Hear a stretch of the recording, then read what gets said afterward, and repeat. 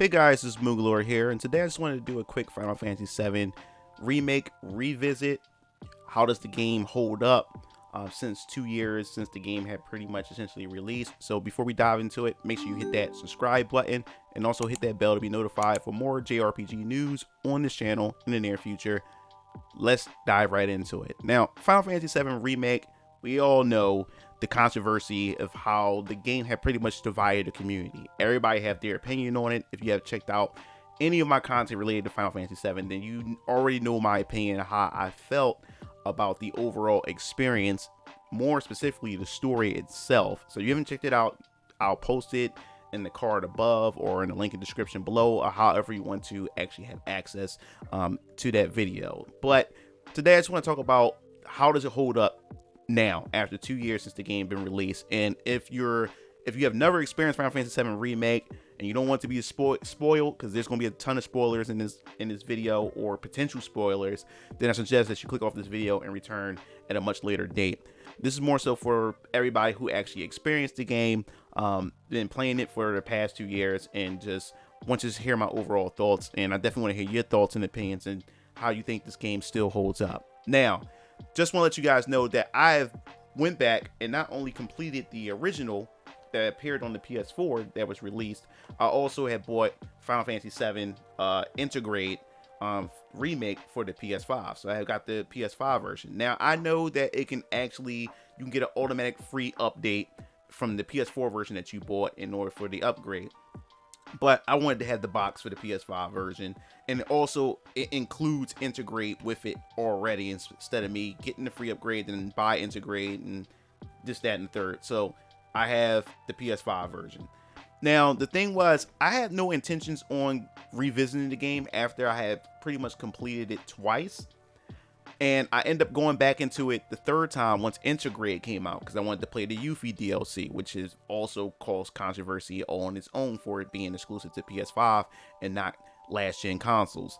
So I jumped into the Integrate, the Yuffie chapter, and man, I would say this: the game simply looks gorgeous on the PS5. The upgraded version looks gorgeous. It looks amazing. 60 frames per second. And you can tell this is how the game was, I guess you could say, was meant to be played in, because it looks beautiful. And my intentions was just to play the Yuffie DLC and not go back to the game. But I ended up playing the Yuffie DLC, seeing how gorgeous, how beautiful the game looks. And I said, you know what?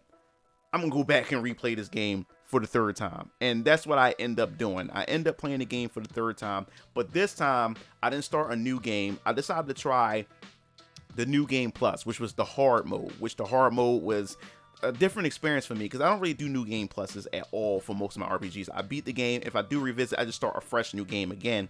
But I would say when it comes to how the quality of the gameplay holds up, I would say the negative to this game, still at the 2 years later, I would say that the constant backtracking and everything is just ridiculous. You can tell, like I said, when it comes to Final Fantasy VII Remake, they pretty much took a 2-hour experience from the original game and stretched it out into 30 to 40 hours. So there's a lot of filler in this game as well, which I really didn't like. So this is why I decided to say, you know what, let me just play hard mode, because in hard mode I don't have to worry about going through all the quests and everything that I used to go through when playing the game. I can just play through the chapters. I don't have to worry about grabbing a lot of the treasure boxes and grabbing a lot of the materia that's on the ground and everything, where I have everything already in my arsenal. So I can just experience the game just straight through and don't have to worry about any of those things. So I would say that it still didn't hold up too well as far as just padding out the game. There's a lot of padding in Final Fantasy VII Remake, and even after 2 years and me just going through the game, it still just leaves a sour taste in my mouth. And hopefully when we get Rebirth, we don't ever have to experience that again. Now, as far as the characters and the characterizations of the characters, I still say it's still one of the best versions of the characters, because the characters still pretty much act out as their regular or the original versions you would find as far as personalities are concerned. that you would find in the original Final Fantasy VII. I really love the characterization. I think they really done well, and I dare say it was way better than how the characters was characterized in the compilation on itself. I can't stand the compilation, but I think they have done a real good job portraying the characters here, despite the changes they had done in the story. But as far as how the characters will react in given situations, I think they've done a good job with that, and it still holds up after 2 years and this game has been released. So I give them that. Kudos to that. Now, as far as the combat is concerned, I said this before.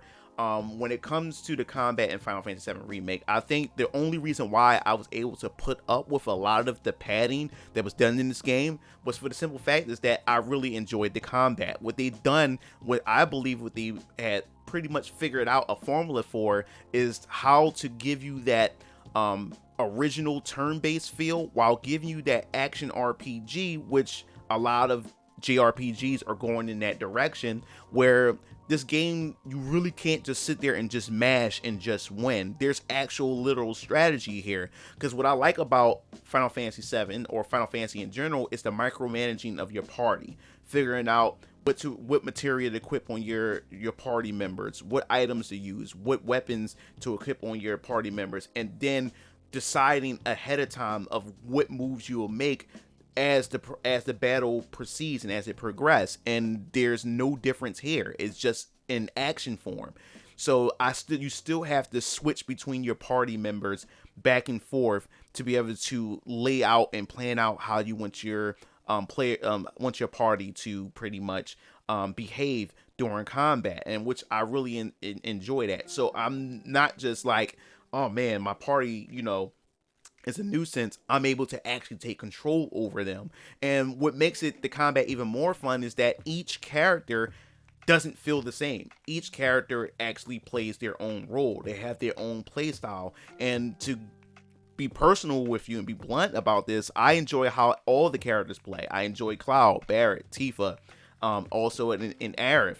I really enjoy those characters. They really have done a good job portraying these characters overall. It was a fun experience, and there's a lot to gain out of them.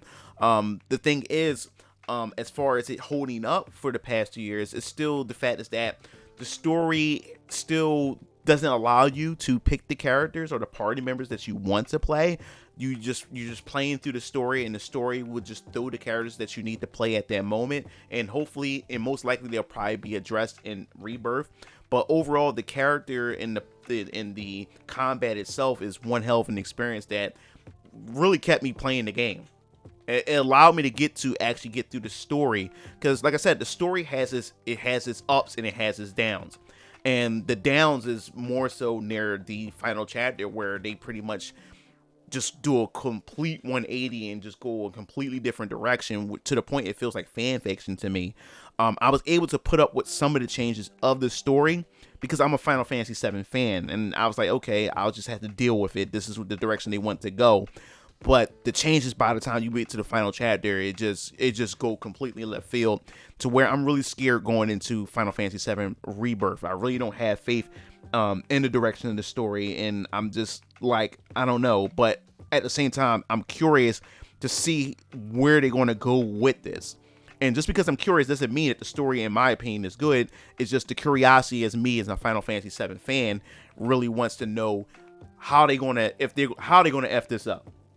Essentially, for me, I do love, like I said, I love the weapon. What they've done with the weapons, with how you upgrade your weapon. For the fact is that in the original Final Fantasy VII, once you equip a weapon and you find the next strong weapon, you just ditch and sell that weapon and just move on to the next weapon. Here, all your weapons are essential. Every weapon also has its own play style, which I find unique, and they're all geared towards whatever like situation that you're in when it comes to enemy encounters, boss fights, and everything like that. So every weapon has its use. But for me, in my opinion, even though I unlocked all the weapons for all the characters and everything, I still found myself using the Buster Sword with Cloud. I think the Buster Sword is just so iconic, and the fact is that I couldn't really use the Buster Sword once you leave Midgard and you start to, or once you equip a new weapon. you had no reason to go back to use the Buster Sword. But in this game, I'm able to actually use the Buster Sword however I want, however long that I like. So I really do enjoy that aspect of Final Fantasy VII Remake / Integrate. Also, what Integrate has also introduced with the Yuffie DLC is the dual link type of combat they implemented in the game, which also make the battles feel even more fleshed out, because they took a unique twist with it, how you could link characters together, perform particular set of combos that you couldn't perform if the characters weren't linked. So I'm thinking that this is definitely going to be a hint to what direction they could possibly go with Final Fantasy VII Rebirth. I mean, we've seen hints of these type of different gameplays used in other JRPGs, like for instance Xenoblade Chronicles 2, the Golden Country of Torna, where we had a different form of combat, and now we've seen the fruits of that play out in Xenoblade Chronicles 3. So shameless plug here, if you haven't checked out the review and my opinions on the game overall for that, you can definitely check that out as well.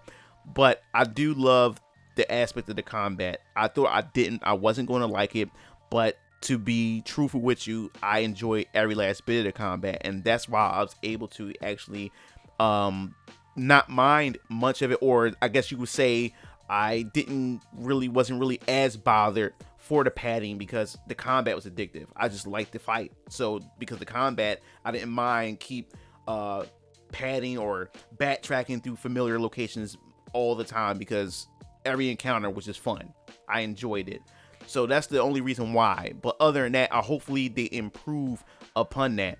Now, as far as